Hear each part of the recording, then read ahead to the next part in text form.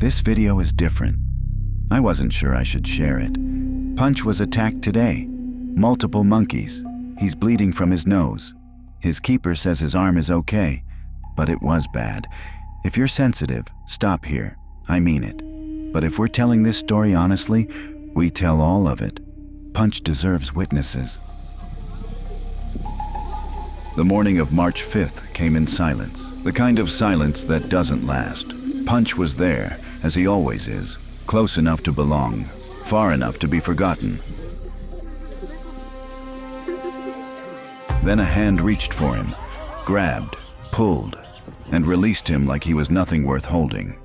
He didn't move, didn't cry out. He has learned, in the way that only the unwanted learn, to make himself small after the storm. He stayed, because staying is the only thing he knows how to do.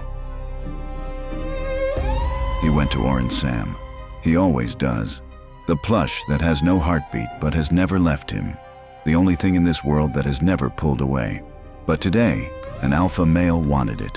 He cornered Punch against the wall, reached for the plush. The air between them was the kind that precedes something irreversible. Punch didn't run, didn't fight.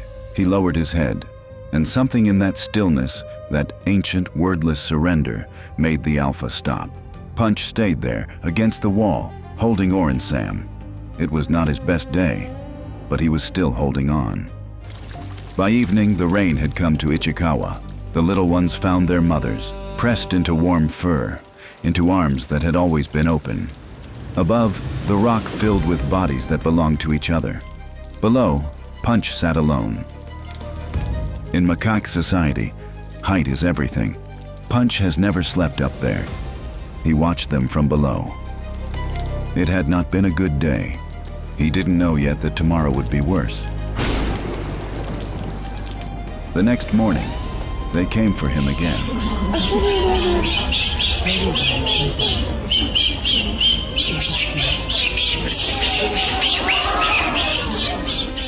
There is a particular cruelty in the repeated wound, the one that finds you in the same place, at the same hour, as if suffering has learned your schedule. In primate societies, this is called targeted aggression. It has a function. It means you do not belong here. Punch already knew that, but his keeper was near, the one who existed before all of this, before the troop, before Oran Sam, the one whose presence has always meant something that no rank can give. Punch ran to him and was carried inside, safe, for now.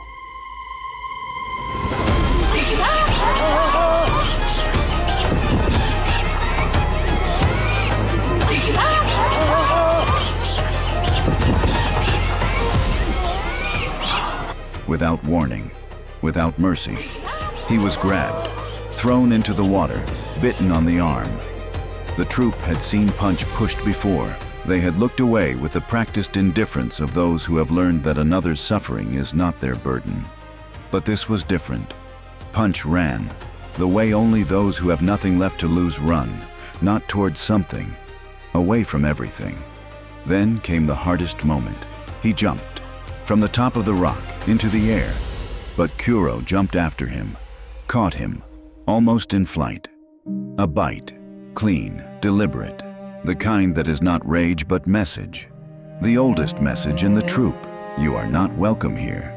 Punch held his arm, and he cried. Not the sound of anger, not the sound of fear, the sound of something that has tried and tried and tried, and finally asked, out loud, to no one, to everyone, how much more?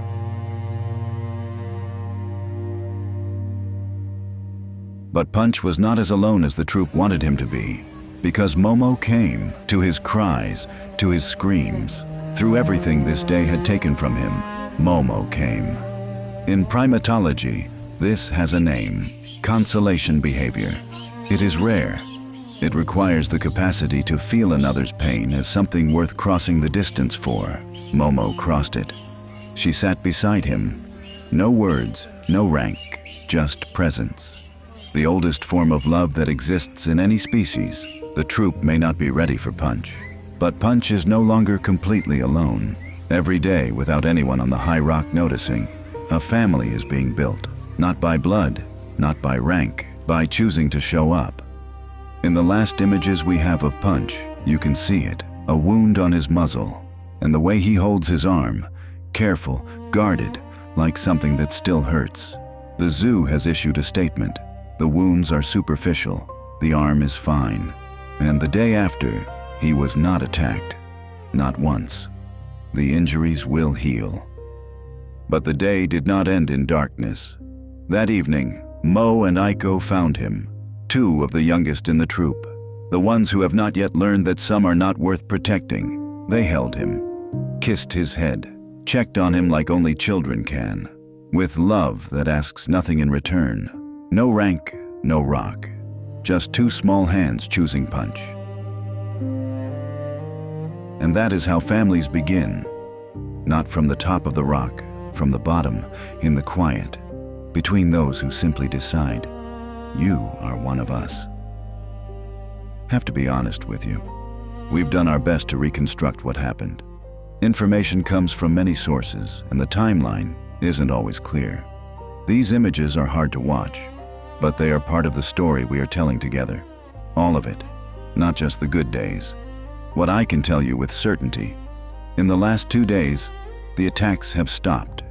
Punch is okay.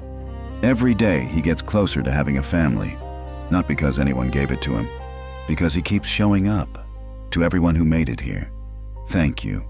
You are not just watching this story, you are part of it. See you in the next chapter. If you made it here, you're already one of us.